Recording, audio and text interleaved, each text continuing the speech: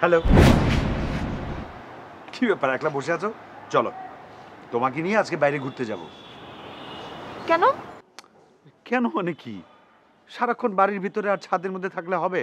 বাইরে চলো, আমি একটা দোকান চিনি, ওদের ফুচকাটা অনেক মজা। আমি ফুচকা তেমন একটা পছন্দ করি না। আচ্ছা, কোনো সমস্যা নাই, তাহলে চটপটিটা খেতে পারো।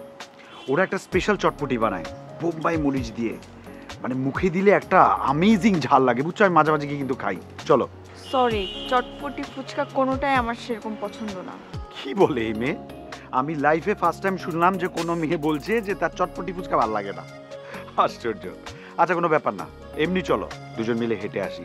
এই সারাক্ষণ ঘরের ভিতর থাকো আর মাঝে মাঝে ছাদে আসো। তুমি তো ঠিকঠাক বারান্দাতেও যাও না, বাড়ির গেট তো অনেক দূরের কথা। আমি আসলে এমনই। ঘর কোনো? হ্যাঁ, বলতে পারেন সেরকমই। আপনার সাথে আমার অনেক মিল আছে। আমিও না অনেকটা ঘর কোনো, জানেন? আমার বাইরে যেতে একদম ভাল লাগে না। আর বাইরে গিয়ে কি করব? কাজ চাকরি এগুলো আমাকে দিয়ে হবে না। আর চাকরি কেন করব? আমার বাবার যে সহায় সম্পত্তি, ওগুলো আমি পায়ের উপর পা তুলে বসে সারা জীবন খেলেও শেষ হবে না। বাই দ্য ওয়ে, আপনি মানে তুমি তুমি ঢাকায় কেন আসছো জানতে পারি? না না, ঠিক আছে ঠিক আছে, বলতে না চাইলে আমার কোনো সমস্যা নেই। আসলে কি? আমি একজনকে খুঁজতে ঢাকা এসেছি। একজনকে খুঁজতে ঢাকা এসেছো? কাকে? আগে তাকে খুঁজে পাই, নিশ্চয়ই জানবেন। ঢাকা শহরে আসছো, আমাদের বাড়িতে আছো, ঘর থেকেই বের হও না, আর ঘরের ভিতর থেকে তুমি তাকে খুঁজতেছো না? তুমি না সুন্দর করে মিথ্যাটাও বলতে পারো না। শোনো, মিথ্যে বলা কিন্তু সুন্দর একটা আর্ট, জানো? রহস্যময় বা যে মিস্টেরিয়াস এই বিষয়গুলোতে না আমার দারুণ আগ্রহ, বুঝছো? আর তুমি হচ্ছো আমার মিস্ট্রি সাবজেক্ট। শুধু আমি একা কেন, প্রতিটা মানুষের জীবনই রহস্য। আসলে সবার মিস্টেরিয়াস ক্যারেক্টারের ব্যাপারে আমার আগ্রহ নাই। আমার আগ্রহের কেন্দ্রবিন্দু তুমি। তুমি আমার সাবজেক্ট। যাই হোক, তুমি যদি ঘর আর এই ছাদের মধ্যে থাকতেই পছন্দ করো, আমার কোনো আপত্তি নেই। আমি আর তোমাকে ডিস্টার্ব করবো না।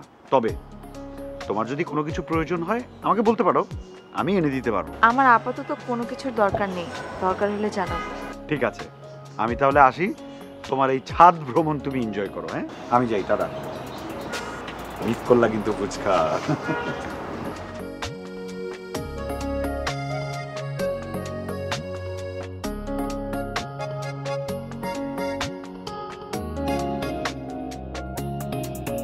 তুমি কি ছোট ছেলেকে নিয়ে কিছু ভেবেছো?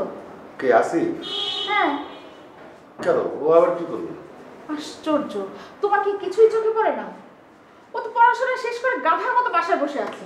আরে তাতে সমস্যা কোথায়? ও তো ভালো রেজাল্ট করছে। উফ, তোমার আর কবে একটু বুদ্ধিশুদ্ধি হবে বলো তো? ভালো রেজাল্ট হয়ে কি পানি খাবে? চাকরি বাকরির চেষ্টা করবে না? না না, তা করবে না কেন? হয়তো ও করছে, আমাদেরকে জানাচ্ছে না। তারপর একদিন হঠাৎ করে এসে আমাদের একটা সারপ্রাইজ দিয়ে দেবে। সারপ্রাইজ না কচু, সারাদিন বাসায় বসে বসে যে কি হাবিজাবি করে কিচ্ছু বুঝি না। একটা ছেলেও আমাকে একটু হারে শান্তি দিল না। কেন? আতিক তো ভালো চাকরি করছে, আবিরও তো। আবিরের কথা আর বলো না, সে তো বিয়ের পর থেকে বউর আঁচল ধরেই বসে আছে। আমার সাথে একটু ভালো করে কথাও বলে না ছেলেটা। তুমি এটা নিয়ে খামাখা মন খারাপ করো কেন? আবির ব্যবসা করে, ব্যবসায় তো অনেক সময় দিতে হয়, ও হয়তো সময় পায় না। তুমি না আসলে সংসারে কোনো খোঁজ খবরই রাখো না, রাখলে এমন কথাটা আর বলতে পারতে না। আমার বড় বৌমা এই সংসারে একটা বাচ্চা দিতে পারেনি ঠিক, কিন্তু ওর মনে কোনো প্যাচ নেই। ও এই সংসারটাকে নিজের সংসার বলেই ভাবে। নিজের সংসারই তো মনে করি। জি না, তোমার মেজো ছেলের বউ সেটা মনে করে না।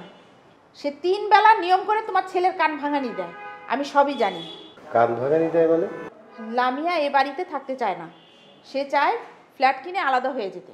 কি বলো? জি, আমি ঠিকই বলছি। আমার আসলে হয়েছে কপালটাই খারাপ, 3 ছেলে হয়েছে 3 রকম। ওদের আসলে এই সংসারের প্রতি বিন্দু মাত্র কোনো মায়া দয়া কিছু নেই।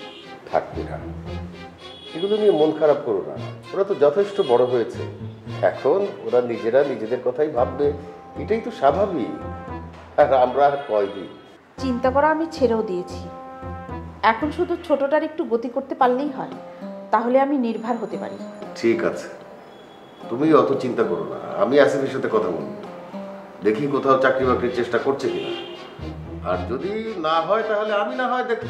আরে না না, বুড়ো বয়সে তোমাকে আর ওই দামড়া ছেলের চাকরির জন্য কারো কাছে দয়া চাইতে হবে না, এসব আর তোমাকে করতে হবে না। ওরা বড় হয়েছে, এখন ওরা নিজেদের ভালো নিজেরাই বুঝে নিক। ঠিক আছে, সেটাই ভালো।